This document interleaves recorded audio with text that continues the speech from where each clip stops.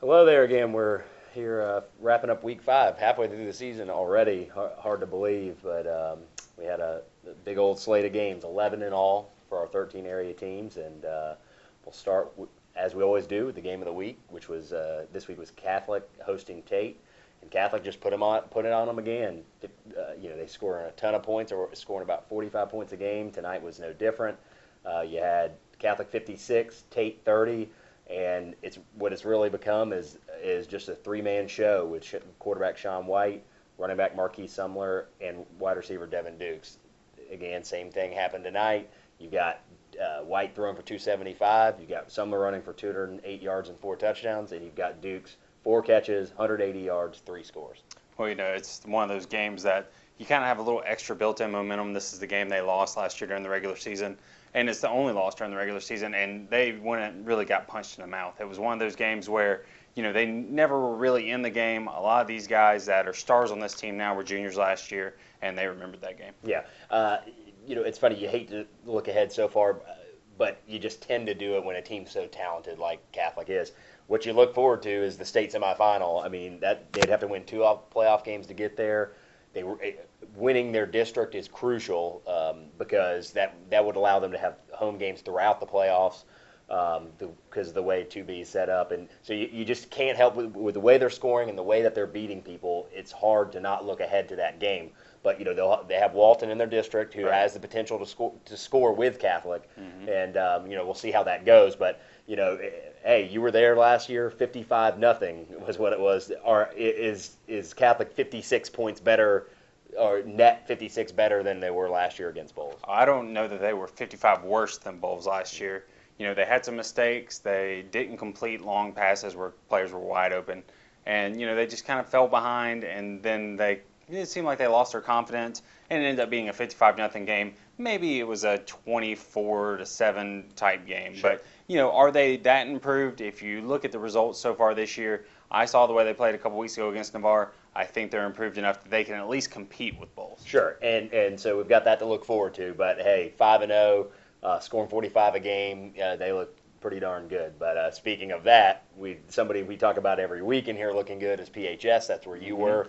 PHS hosted Choctaw 49-0. You can't say you're surprised. No, the one thing that is surprising, 99 yards of total offense for Choctaw. That's just unbelievable. 37 yards in the last 3 quarters, and you just don't see that. That doesn't happen in high school football. It's such a offense-dominated sport as far as at the high school level. To hold somebody to 99 yards, force 3 turnovers, and then on offense get 7 touchdowns from 6 different players.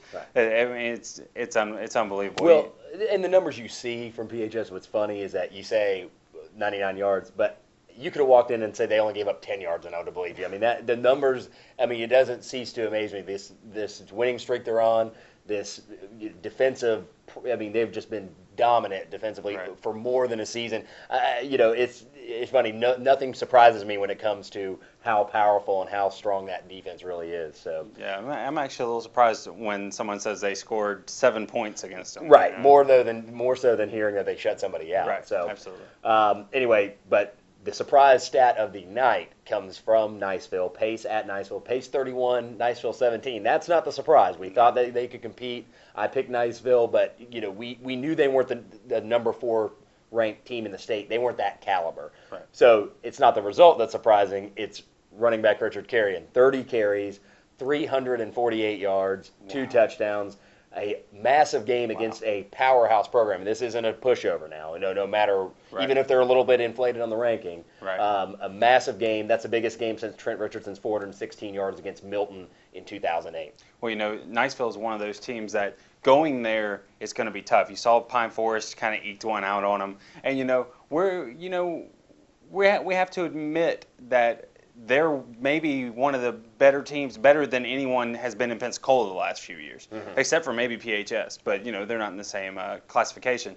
But Niceville is one of those teams that you're not going to go over there, you're not going to roll over. And Pace jumped out early, 17-3, hung on, wins 31-17. That's an impressive win. And now you have to look forward to that Pace against Pine Forest in a couple weeks. It's going to be a great game. And what we're starting to see is what we thought might be concern for Pace, and after that heartbreaker of the first week, 13-12 loss, hey, maybe that just jaded us a little bit. now you got to Right. start drinking the Kool-Aid because of the way not only have they won 4 games in a row, they've dominated, especially Right. on defense. So, we've got Pine Forest, as you said, that sets up a big game. They went on the road to Tallahassee, beat them 28-21, and Purifoy just went off. Right, yeah, they got Tallahassee Lincoln, and they, Lucas Purifoy, 2 offensive touchdowns, a blocked field goal, and then returned it for a touchdown and an interception. Lincoln's coach said it best when he said, "This is why the kid's going to Florida." Right, absolutely. A phenomenal game from Purifoy. These are the type of games we expected to see.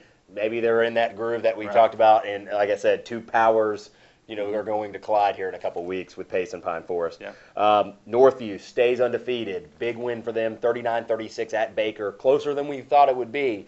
But, hey, this shows sort of the resolve and maybe the leadership that the Chiefs have, because they scored. They were down with 6 minutes left in the fourth quarter, scored the go-ahead touchdown, got the 2-point conversion with 63 seconds left in the game to hold on and win this one. So big win for Northview.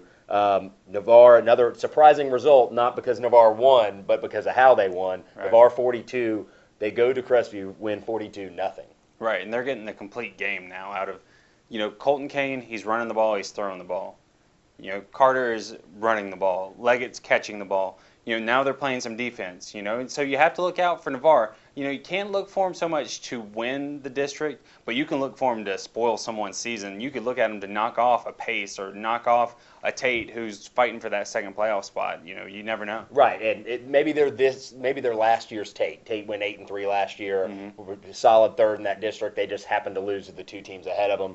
They could be that in District 1-4A. They could be that team. Right. But hey, no doubt, go to come off that loss at Catholic and then to come out and shut somebody out, win 42-0. Very, very impressive. Right. I think Escambia and Navarre might be battling for that title. So That'll be a good game to watch. right, absolutely. Navarre will actually host Milton in what could end up being an elimination game in terms of playoffs next week. So we had 2 first-year head coaches lose tight ball games.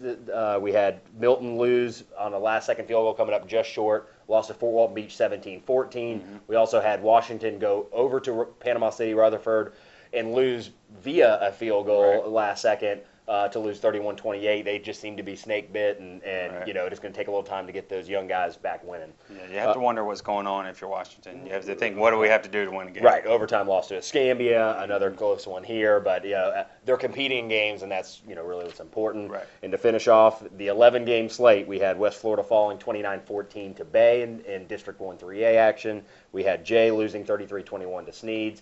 They now fall to 0-4, and we had Gulf Breeze fall 53-31 to Panama City Arnold, who's looking like that second best team behind PHS in the district. Gulf Breeze struggling on defense and giving up 53 points tonight. So Still got a solid performance out of Michael Mann, though. Right. 300 yards for him. 300 yards, 2 touchdowns, great performance for him, and he's a very sound quarterback. So maybe some of his play will get them over the hump. Right. But that's it. That's all our 11 games, and be sure to tune in with us as we've done throughout the year so far. We're going to have our video up Friday morning, previewing all the games, having our predictions, and then as you're joining us on this Saturday, we're going to be doing every Saturday, wrapping up all the games and having our Check My Stats plays. So thanks for joining us again, and we'll catch you next week.